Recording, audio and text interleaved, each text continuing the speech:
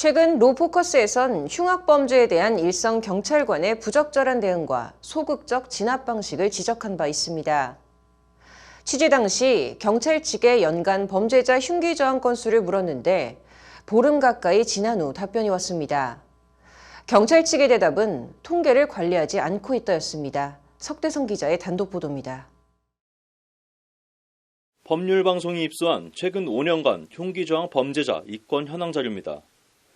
물리력 강화를 공언한 경찰이 일선 실정을 얼마나 파악하고 있나 취재하려고 했더니 경찰 측 답변은 흉기 저항 등 특정 상황에 대한 통계를 관리하고 있지 않다였습니다. 저희가 시스템으로 산출되는 거를 가지고 자료를 제공해드리고 있는데 지난달 인천 층간소음 흉기 난동 사건 당시 피해자들을 두고 현장을 이탈했던 경찰. 총기를 휴대하고 있었음에도 적절한 대응을 하지 못해 논란을 불렀고 경찰 수뇌부는 급기야 면책 특권을 주겠다며 사실상 총기 사용을 권장하고 나섰습니다. 하지만 정작 윗선은 현장에 대한 경험도 실정도 모른다는 게 전문가 지적입니다. 일단 본청이나 이런 데서 높은 사람들은 물리력을 이래서라 저래서라 아무도 얘기를 안 해줘요. 그러니까 이제 일선 경찰관들은 면책특권을 만들어라. 그리고 밑에 직원들이 자꾸 그러니까 위에서는 알지도 못하고 그 면책특권 얘기를 꺼내는 거예요. 경찰관에게 흉기를 들고 저항한 범죄자는 특수공무집행방해, 이 과정에서 상처를 입히면 특수공무집행방해 치상죄를 적용할 수 있습니다.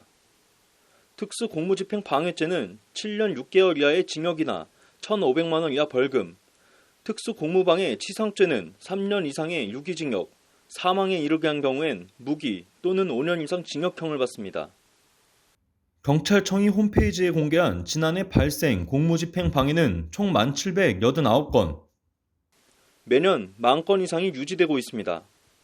그러나 정작 위험한 물건 사용으로 가중처벌을 받는 중범죄 특수공무집행 방해나 특수공무집행 방해 치상에 대한 집계는 찾아볼 수 없습니다. 취재 결과 지난해 특수공무집행 방해는 569건, 특수공무집행 방해 치상은 145건으로 나타났습니다. 지난해만 최소 700여 건 이상의 흉기 저항이 있었다고 추정할 수 있는 겁니다. 하지만 이들에 대한 사법부 처벌은 관대합니다.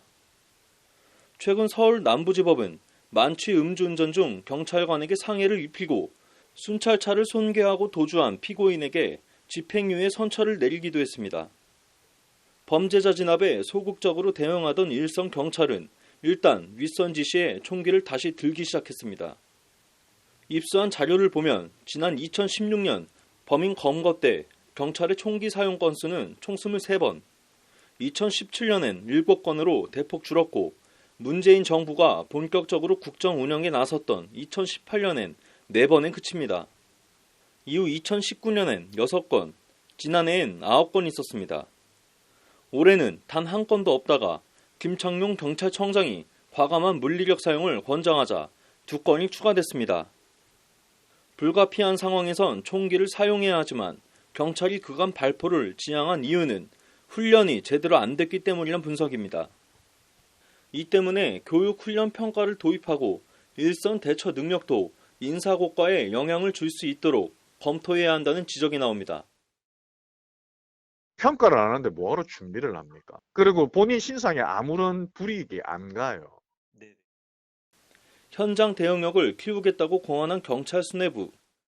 하지만 일선에서 뛰는 경찰관들이 얼마나 위험에 노출돼 있는지는 파악도 하지 않고 있는 실정. 여론이 잠잠해지는 틈을 타 또다시 졸속으로 넘어가는 것 아니냐 우려도 나옵니다. 법률방송 석대성입니다.